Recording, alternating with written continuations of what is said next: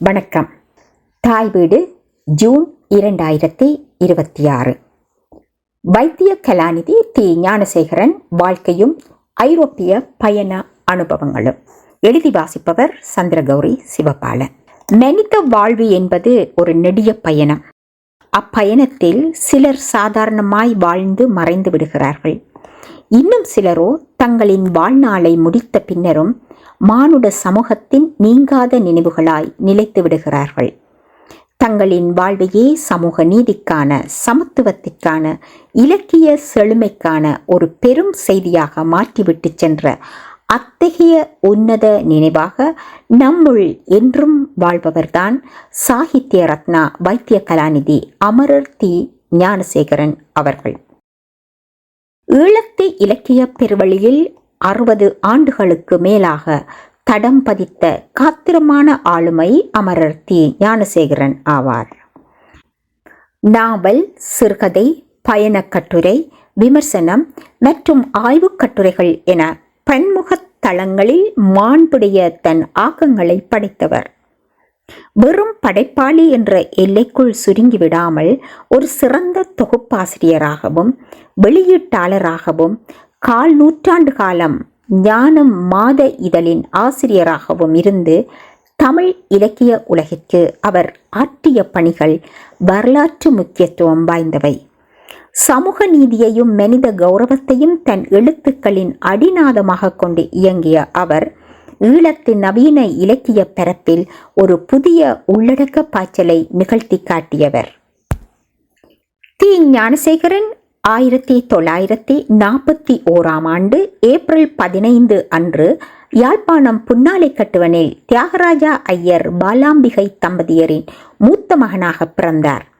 கங்காதர குருக்கள், சாமிநாத சர்மா, லலிதாம்பாள் ஆகியோர் இவருடைய உடன் பிறந்தவர்கள் ஆவர்.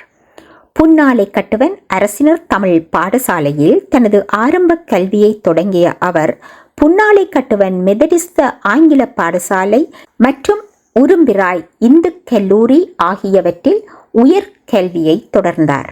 பின்னர் கொழும்பு மருத்துவ பீடத்தில் மருத்துவம் பயின்று மருத்துவ பட்டம் பெற்று வைத்திய கலாநிதியானார்.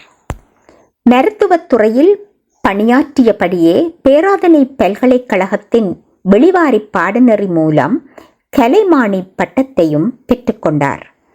கீரிமலை சமஸ்கிருத அறிஞர்களில் ஒருவராக திகழ்ந்த பேராசான் மகா மகோபாத்தியாயர் பண ராமையார் அவர்களின் புதல்வியாகிய ஞானலட்சுமி அவர்களை 1972 திருமணம் செய்தார். இவர்களுக்கு ராஜேஸ்வரன், வசுந்தரா, பாலச்சந்திரன் ஆகிய 3 பிள்ளைகள் பிறந்தார்கள். 1964 தன்னுடைய 23 வயதில் கலைச்செல்வி என்ற சஞ்சிகையில் வெளிவந்த பிழைப்பு என்ற சிறுகதையுடன் இலக்கிய உலகில் காலெடுத்து வைத்தார். தொடர்ந்து பல சிறுகதைகளை இலங்கையில் வெளிவந்து கொண்டிருந்த வார பத்திரிகைகள், சஞ்சிகைகளில் எழுதினார். இந்திய சஞ்சிகையான கலைமகளிலும் இவரின் சில கதைகள் பிரசுரமாகியுள்ளன. அன்றிலிருந்து வாழ்வியல், சமூகம், வரலாறு, அரசியல், பொருளாதாரம், இன முரண்பாடு மற்றும் சமூக போராட்டங்கள் என பல்வேறு பரிமாணங்களை கொண்ட இவரது படைப்புகள் குறிப்பாக விளிம்பு நிலை மக்களின் வாழ்வியல் சிக்கல்களை பிரதிபலிப்பனவாக அமைந்தன. மலையக மண்ணில் ஒரு மருத்துவராக தனது வாழ்வை தொடங்கிய தி. ஞானசேகரன் அவர்களின் இலக்கிய பயணம் 1973 பேராசிரியர் கைலாசபதி அவர்களின் முன்னுரையுடன் வெளிவந்த கால தரிசனம் சிறுகதை தொகுப்பின் மூலம் உத்தியோகபூர்வமாக ஆரம்பித்தது. 12 சிறுகதைகளை உள்ளடக்கிய அந்த முதல் தொகுதியில் தொடங்கி அரை நூற்றாண்டிற்கு மேலாக சிறுகதை, நாவல், பயண இலக்கியம், நேர்காணல், கட்டுரை என பல்துறைகளிலும் அவர் ஆழமான தடம் பதித்துள்ளார். அவரது படைப்புலகில் புதிய சுவடுகள், குருதிமலை, லயத்துச் சிறைகள், கவ்வாத்து மற்றும் எரிமலை போன்ற நாவல்கள் சமூக பிரச்சினைகளையும் வரலாற்று பதிவுகளையும் காத்திரமாக முன்னெடுத்தன.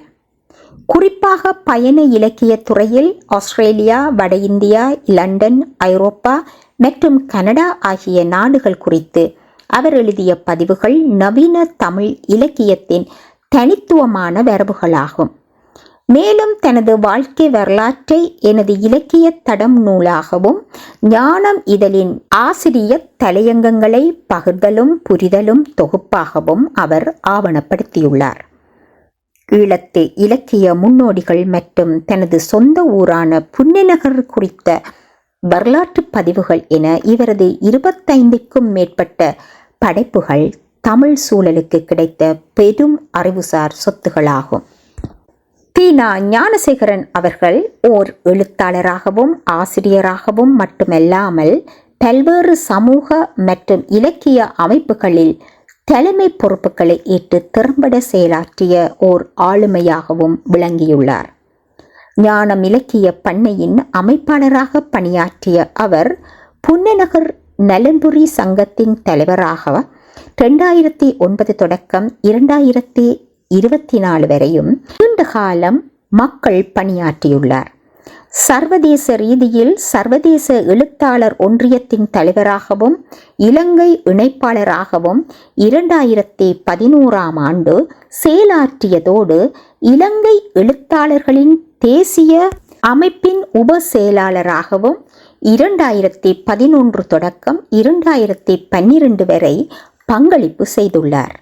குறிப்பாக கொழும்பு தமிழ்ச்சங்கத்தின் நூலகச் செயலாளர், இலக்கிய செயலாளர், கவின் கலைக்குழு செயலாளர், பேரவை உறுப்பினர் மற்றும் துணைத் தலைவர் 2021 2023 வரை என பல்வேறு உயர் பொறுப்புகளை பல்வேறு காலகட்டங்களில் வகித்து அச்சங்கத்தின் வளர்ச்சிக்கு தூணாக நின்றுள்ளார். இத்தகைய விரிவான சமூக மற்றும் இலக்கிய பணிகளுக்காக அவர் அகில இலங்கை சமாதான நீதவானாக கௌரவிக்கப்பட்டிருப்பது அவரது பொதுவாழ்வு பணிகளுக்கு கிடைத்துள்ள மற்றுமொரு அங்கீகாரமாகும். தமிழ் சிந்தனை வரலாற்றில் தனிப்பட்ட புகழுக்காக அன்றி தான் வாழ்ந்த காலத்தின் ஒரு காத்திரமான அறிவுச் சூழலை உருவாக்கியதற்காகவே தீனா ஞானசேகரன் காலத்தால் நினைவு கூறப்படுவார். அத்தகைய மகத்தான ஆளுமை கடந்த 11/4/2026 அன்று தனது 84வது வயதில் இவ்வுலக வாழ்வை நீத்தார். அவரது பிறப்பு முதல் மறைவு வரையிலான வாழ்க்கை சுவடுகளையும் அவர் இலக்கிய உலகிற்கு வழங்கிய ஐரோப்பிய பயண அனுபவங்கள் போன்ற ஒப்பற்ற படைப்புகளையும் இந்த ஆய்வின் வழி மீட்டு பார்ப்பது அவருக்கு செய்யும் மிக பொருத்தமான அஞ்சலியாகும். தீனா ஞானசேகரின் வாழ்க்கை வரலாறு என்பது வெறும் தனிநபர் சாதனைகளின் தொகுப்பல்ல, அது தொடர்ச்சியான சிந்தனை பயணத்தின் சாட்சியம். தமிழ் சமூகமும் அரசியலும் தீவிர மாற்றங்களை சந்தித்த ஒரு காலகட்டத்தில் வளர்ந்தவர் அவர். அச்சூழலில் அவருக்கு ஏற்பட்ட வாசிப்பு பழக்கமும் மொழி மீதான ஈடுபாடும் சமூக அக்கறையும் அவரை ஒரு சாதாரண இலக்கிய ஆர்வலரில் இருந்து அறிவுசார் செயற்பாட்டாளராக உருமாற்றின. அதிகார மையங்களிலிருந்து விலகி நின்று அடிப்படை மனித விழுமியங்கள், சமூக நீதி மற்றும் அறிவுசார் நேர்மை ஆகியவற்றை முன்னிறுத்தும் பண்பு அவரது வாழ்க்கை தேர்வுகளில் நிழலாடுகிறது. இத்தகைய ஆழ்ந்த வாசிப்பு அனுபவங்களும் சமரசமற்ற மனப்பாங்கும் அவரை ஒரு படைப்பாளியாக மட்டுமன்றி சிந்தனையாளர், இதழாசிரியர், விமர்சகர் என பன்முக அடையாளங்களை கொண்ட ஆளுமையாக வடிவமைத்தன. தீனா ஞானசேகரன் 1999ஆம் ஆண்டு ஞானம் கலை இலக்கிய சஞ்சிகையை ஆரம்பித்தார். தமிழ் அறிவுலகில் சஞ்சிகைகள் என்பன வெறும் படைப்புகளை தொகுப்பு மேடைகள் மட்டுமல்ல, அவை ஒரு காலத்தின் சிந்தனை திசையை நிர்ணயிக்கும் சக்திகளாகவும் விளங்குபவை. அந்த வகையில் ஞானம் சமகால தமிழ் இலக்கியம் மற்றும் அறிவுசார் விவாதங்களின் ஒரு தனித்துவமான அடையாளத்தை பெற்றுக்கொண்டது. அவரது வாழ்க்கை பயணம், படைப்புலகம் மற்றும் ஞானம் சஞ்சிகையின் காத்திரமான பங்களிப்பு ஆகியவை ஒருங்கிணைந்து ஈழத்து இலக்கிய பரப்பில் ஒரு முக்கியமான வரலாற்று மரபை உருவாக்கியுள்ளன. ஞானம் ஏற்படுத்திய தாக்கம் என்பது வெறும் வெளியீடுகளின் எண்ணிக்கையால் மட்டும் அளவிடப்படக்கூடியதல்ல. அது வாசகர்களிடம் உருவாக்கிய தர்க்க ரீதியான மனநிலை, சமரசமற்ற கேள்வி எழுப்பும் பண்பு மற்றும் மாற்று சிந்தனைகளை உள்வாங்கும் விஸ்தீரணம் ஆகியவையே அதன் உண்மையான வெற்றியாகும். பல இளம் எழுத்தாளர்கள், விமர்சகர்கள் மற்றும் சிந்தனையாளர்கள் ஞானமிதழ் மூலமே தங்களின் முதல் அடையாளத்தை பெற்றுள்ளனர். அந்த வகையில் ஒரு தலைமுறையின் அறிவுசார் பயிற்சி களமாக ஞானம் திகழ்ந்துள்ளது. புதுமையான படைப்புகள், மாற்று சிந்தனைகள், காத்திரமான சமூக அரசியல் விமர்சனங்கள் ஆகியவற்றை தொடர்ந்து வாசகர்களிடம் கொண்டு சேர்த்ததில் ஞானத்துக்கு பெரும் பங்கு உண்டு. இதன் உள்ளடக்க தேர்வில் காணப்படும் தீவிரம், அறிவுசார் நேர்மை மற்றும் சுயாதீனத்தன்மை ஆகியவை அதன் ஆசிரியரின் ஆளுமைக்கு சான்றாகும்.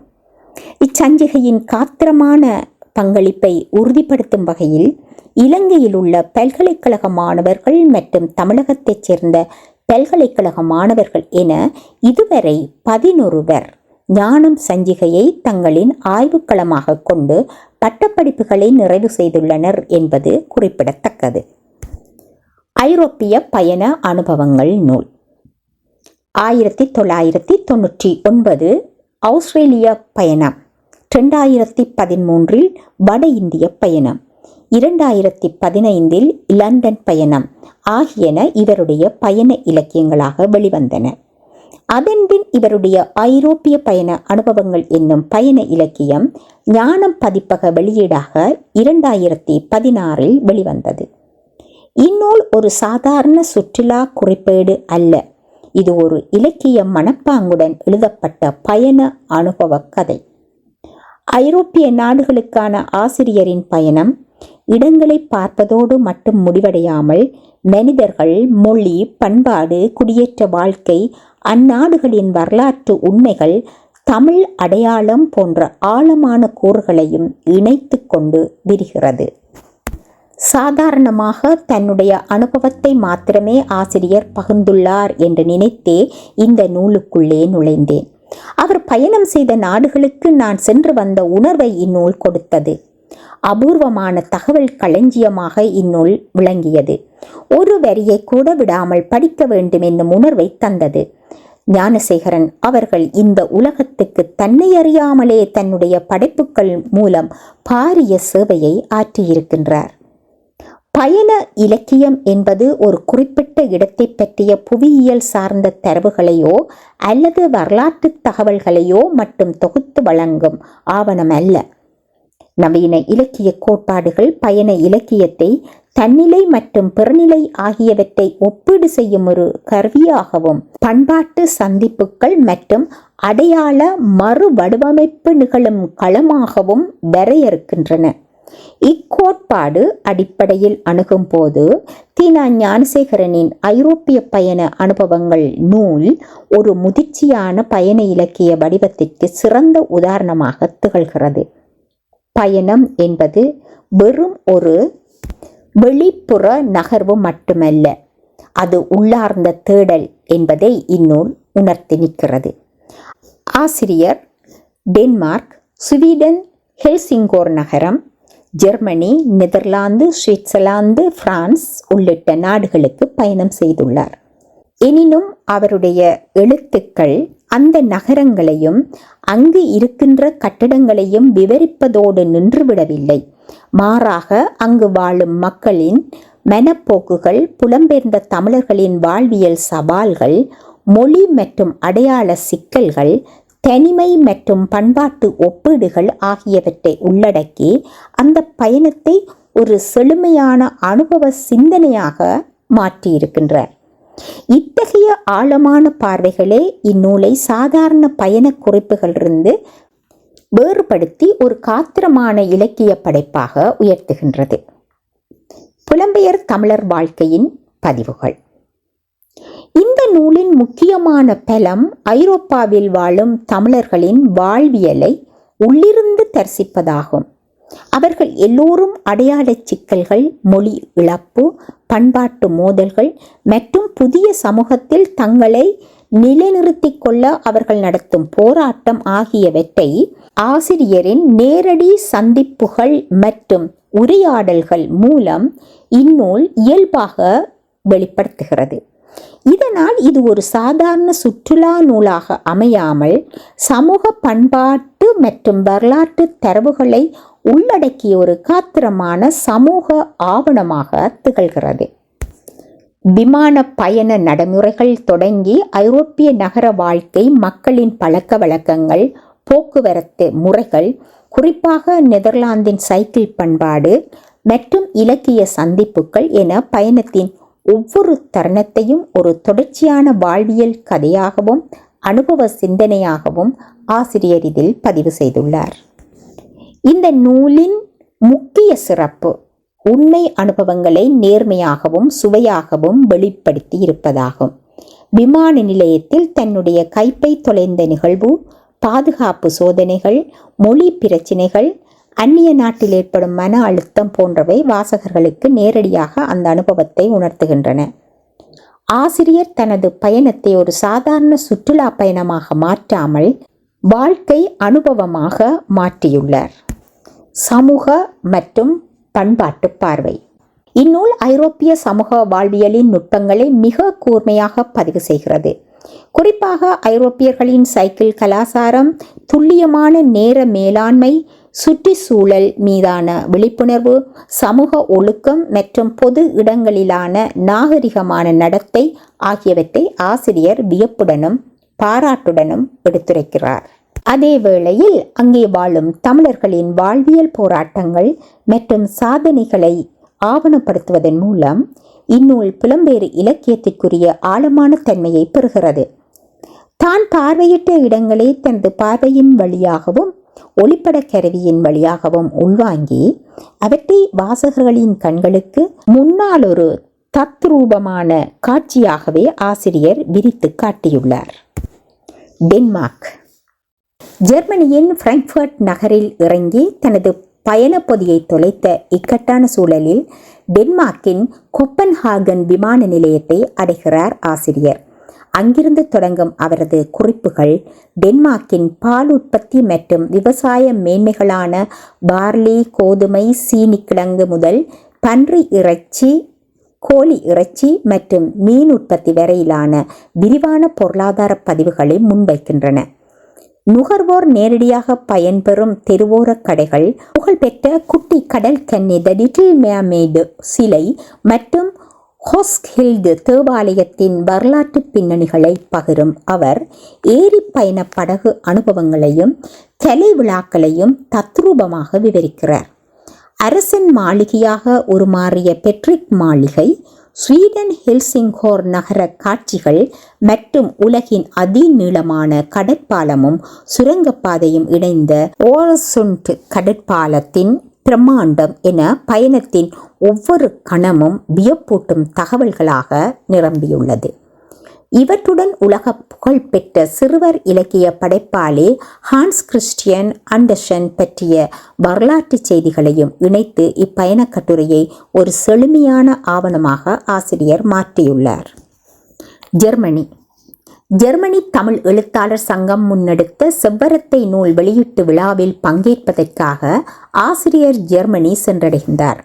இலங்கை எழுத்தாளர்களுக்கான சிறுகதை போட்டியில் வெற்றி பெற்ற கதைகள் உட்பட தெரிவு செய்யப்பட்ட 50 சிறுகதைகளை கொண்ட ஒரு முக்கிய தொகுப்பாக இந்நூல் விளங்கியது. இப்பயணத்தினூடாக ஜெர்மனியின் வரலாற்று சுவடுகளை மிக நுட்பமாக அவர் பதிவு செய்துள்ளார். உலகின் அதி பழமையான புனித கேர்ன் தேவாலயம் மற்றும் உலகின் முன்னணி மருந்து தயாரிப்பு நிறுவனமான பேயர் ஆகியவற்றை பார்வையிட்ட அவர் பெர்லின் நகரின் ஊடாக 2ஆம் உலகப் போரின் கசப்பான பக்கங்களை விரிவாக விவரிக்கிறார். ஹிட்லரின் வரலாறு, வதை முகாம்கள், விஷவாயு அறைகள் மற்றும் பெர்லின் சுவர் குறித்த வரலாற்று பதிவுகள் வாசகர்களுக்கு ஒரு தெளிவான சித்திரத்தை வழங்குகின்றன. அத்துடன் ஈழத் தமிழர்களின் புலம்பெயர் வாழ்வு, பெர்லின் ஸ்ரீ மயூரபதி முருகன் ஆலயம், ஹைஷர் வில்ஹெல்ம் ஞாபகார்த்த தேவாலயம் மற்றும் ஒலிம்பிக் போட்டியில் நிகழ்ந்த துயர சம்பவங்கள் என அனைத்தையும் ரைன் நதிக்கரையின் அழகோடு பிராங்க்ஃபர்ட் நகரத்தின் சிறப்போடும் இணைத்து ஒரு முழுமையான வரலாற்று ஆவணமாக ஆசிரியர் தந்துள்ளார். நெதர்லாந்து நாட்டின் பயண குறிப்புகளில் அந்த நாட்டின் அடையாளமாக திகழும் சைக்கிள் பயண கலாசாரம் மற்றும் கண்கவர் காற்றாலைகள் பற்றிய பதிவுகள் முதன்மை பெறுகின்றன. உலகின் மிகப்பெரிய மலர் தோட்டங்களின் அழகையும் புகழ்பெற்ற இந்திய திரைப்படமான அந்நியன் படமாக்கப்பட்ட எழில்மிகு இடங்களையும் ஆசிரியர் தனது ரசனையான மொழியில் விவரிக்கிறார். இத்தகைய காட்சி விவரிப்புகள் வாசகர்களுக்கு ஒரு நேரடி பயண அனுபவத்தை தருவதோடு ஐரோப்பாவின் இயற்கை அழகையும் நவீன வாழ்வியலையும் ஒரு சேர படம் பிடித்து காட்டுகின்றன. சுவிட்சர்லாந்து பயணத்தில் ஆசிரியர் அந்நாட்டின் தனித்துவமான வரலாற்று அடையாளங்களையும் இயற்கை அதிசயங்களையும் மிக நுட்பமாக விவரிக்கிறார்.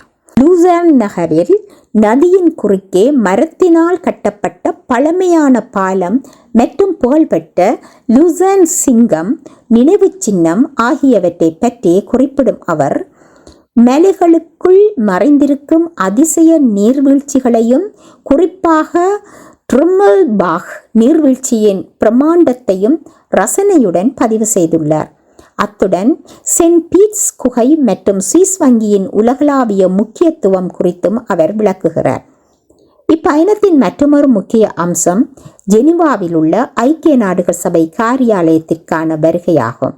ஐநாவின் உருவாக்கம், அதன் வளாகத்தில் உள்ள மகாத்மா காந்தியின் உருவச்சிலை மற்றும் கன்னி வெடிப்புகளுக்கு எதிரான போராட்டத்தை சித்தரிக்கும் முறிந்த கதிரை புரோக்கன் சேர் நினைவு சின்னத்தின் பின்னணி வரலாறு ஆகியவற்றை அவர் விரிவாக பதிவு செய்துள்ளார். மேலும் சுவிஸ் தமிழ் இலக்கிய சங்கம் அவருக்கு அளித்த கௌரவம், அந்நாட்டின் நாடாளுமன்றம் மற்றும் சுவிட்சர்லாந்து, ஜெர்மனி, பிரான்ஸ் ஆகிய நாடுகளில் எல்லை காவல் நடைமுறைகள் என பல பரிமாணங்களில் சுவிஸ் வாழ்வியலை ஒரு முழுமையான சித்திரமாக ஆசிரியர் விளக்கியுள்ளார்.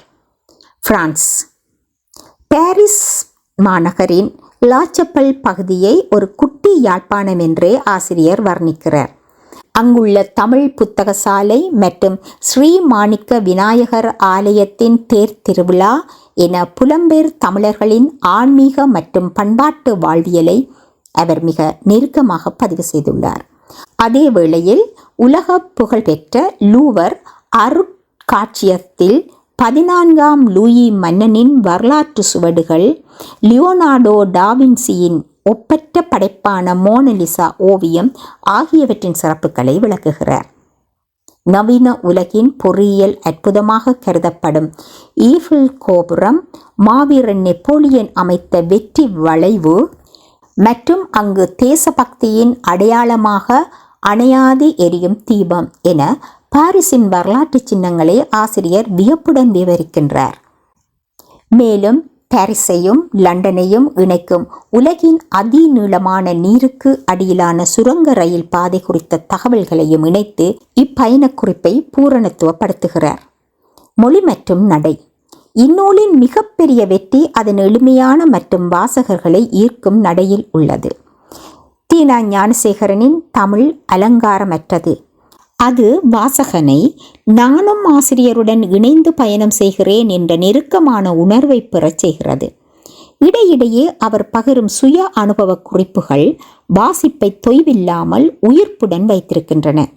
பொதுவாக பயண நூல்களில் காணப்படும் சலிப்பூட்டும் தகவல் குவியலோ அல்லது மிகைப்படுத்தப்பட்ட உணர்ச்சிகளோ இன்றி வரலாறு, நகர அமைப்பு மற்றும் சமூக சூழல் போன்ற தரவுகளை இலக்கிய சுவை குன்றாமல் அவர் வழங்கியுள்ளார்.